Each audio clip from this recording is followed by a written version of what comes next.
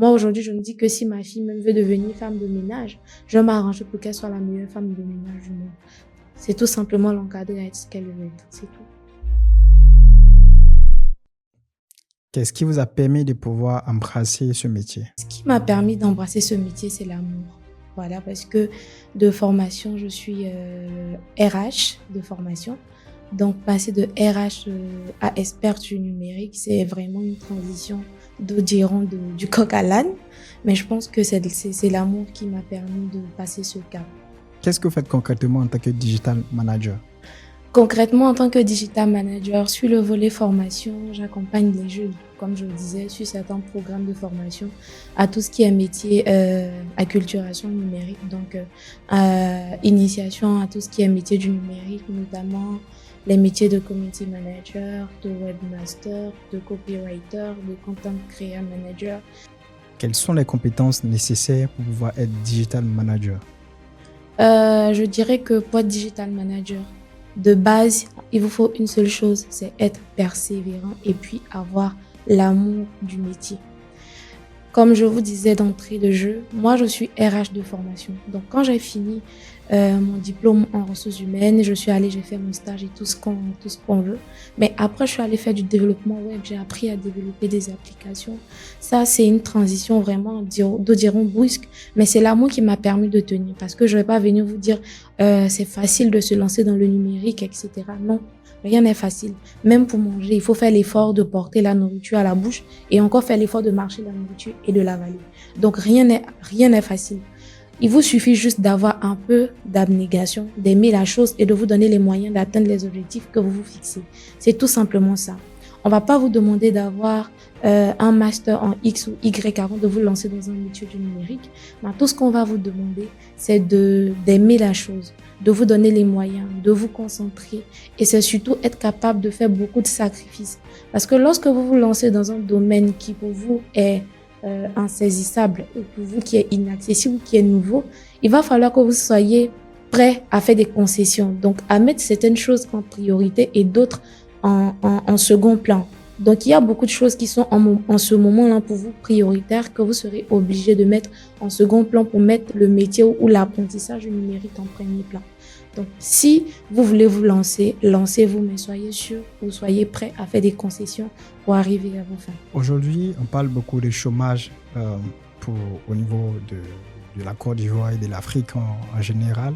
Qu'est-ce que vous pouvez dire de façon concrète ou bien qu'est-ce que vous pouvez apporter comme information à la jeunesse en ce qui concerne le digital? Aujourd'hui, je vais pas nier les faits. En fait, les chiffres sont là.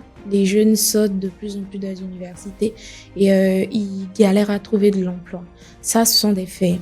Mais aujourd'hui, avec le numérique, on a accès à tellement d'opportunités que dire encore que on manque d'emploi, c'est, j'ai pas dit aberrant, mais quand même, c'est un peu compliqué parce que le numérique aujourd'hui vous donne la possibilité de faire un travail, mais en distanciel. Vous avez la possibilité de postuler ailleurs.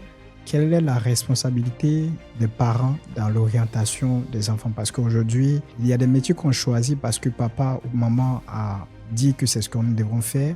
Qu'est-ce que vous pensez de ce fait-là? Moi, je suis maman aussi, donc je vais vous donner un point de vue, je dirais, très objectif. Parce que je suis aussi maman. Lorsque je discute avec les étudiants, je comprends une seule chose. Ils sont carrément opposés à leurs rêves. Ils font carrément tout le contraire de ce qu'ils veulent, de ce qu'ils veulent réaliser, de ce qu'ils veulent faire de leur vie. Carrément le contraire. Chers parents, vous n'allez pas réaliser, vous n'allez pas faire à vos enfants ce que vous n'avez pas pu faire vous-même. Ça, c'est ce que je me dis. Si tu n'as pas pu être ingénieur, tu n'as pas pu être pilote, faut pas obliger ton enfant à aller piloter un avion. Si tu n'as pas pu être médecin, faut pas obliger l'enfant à devenir médecin juste parce que toi, tu n'as pas pu. Faut pas transférer ton rêve à l'enfant. Non, ça marche pas comme ça. Moi, je n'oblige pas ma fille à aimer l'informatique. Je l'oblige pas à aimer les ordinateurs et tout, à aimer la tech, etc. Non, je passe du temps avec elle. Lorsque je travaille, je lui apprends comment ça fonctionne, comment ça marche Internet, comment elle peut faire des recherches, quels sont les outils qui sont pour son âge utiles, qu'est-ce qu'elle peut regarder qui est pour elle bénéfique. Mais lorsque je suis en train de faire ça, d'autres diront que je suis en train de lui transmettre mon amour. Oui, je lui transmets mon amour sans lui imposer le métier, jusqu'à ce qu'elle soit grande et qu'elle-même découvre que elle aime la chose parce qu'elle aime la chose. Elle n'aime pas la chose parce que maman lui a imposé la chose. C'est différent.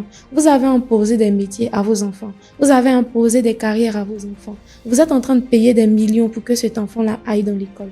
Mais l'école que l'enfant est en train de faire, je vous dis aujourd'hui, l'enfant n'a pas envie de faire. Mais comme ils n'ont pas envie de rentrer en confrontation avec vous, ils vont juste faire les cours. Mais en vrai, tu leur demandes, il y a donc j'étais dernièrement dans une grande école au plateau où j'ai eu à faire une conférence et je demandais à des étudiants, qu'est-ce que tu veux faire? Ils font finance, compta, gestion d'entreprise. Je demande à une, quand tu vas finir ton master ici, qu'est-ce que tu aimerais faire? Elle me dit que quand elle va finir, elle va aller ouvrir son restaurant. Je lui dis, ok, mais pourquoi est-ce que peut-être tu t'es pas inscrit dans une école de cuisine et tout et tout? Elle a répondu, mon papa a voulu que je fasse ça.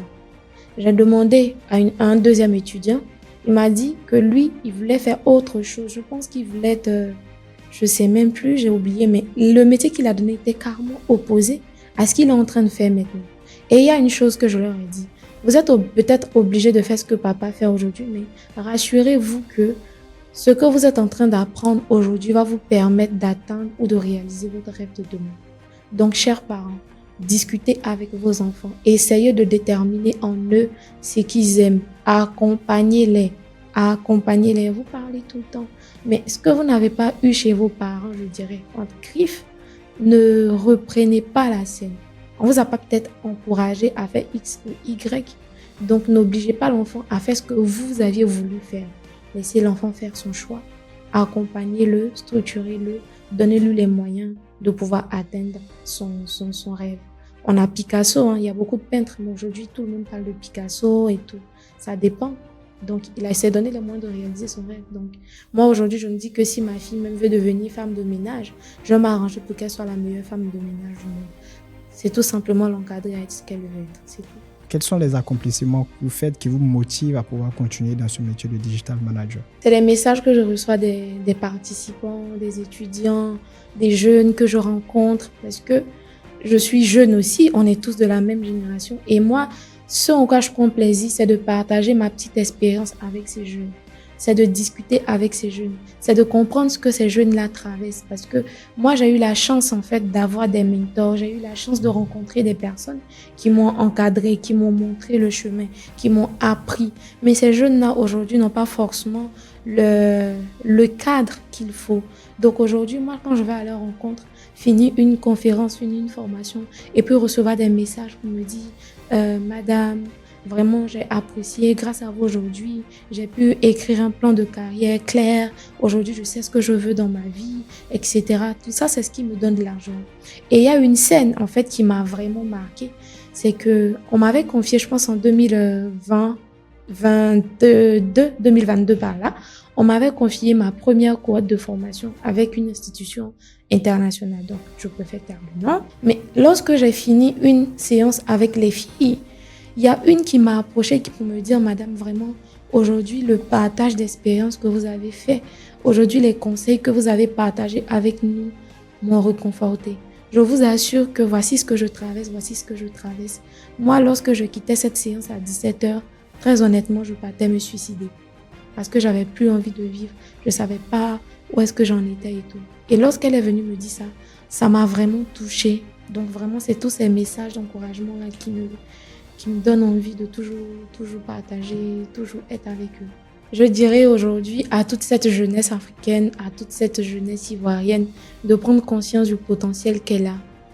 Tout le monde a quelque chose dans quoi il excelle.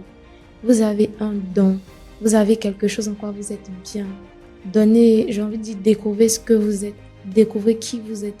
Donnez-vous les moyens de réaliser vos rêves. Travaillez et puis, je dirais que les choses vont se mettre en mode, la nature elle-même va vous mettre à disposition ce qu'il vous faut.